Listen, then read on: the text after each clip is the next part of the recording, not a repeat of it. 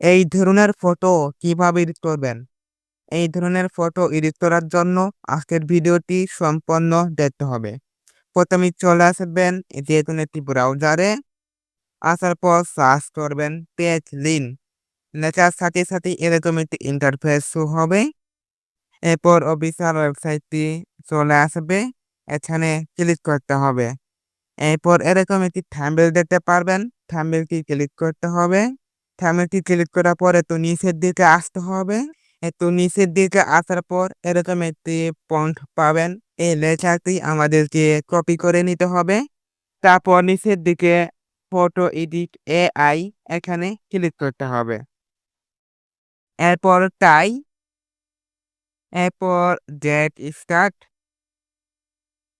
এরপর এখানে plus icon দেখতে পাবেন। সে প্লাস আইকনে ক্লিক করুন। এখান থেকে একটি ফটো সিলেক্ট করতে হবে। যে লেখা কপি করেছিলেন তা এখানে পেস্ট করতে হবে। ২ থেকে ৫ সেকেন্ড অপেক্ষা করতে হবে।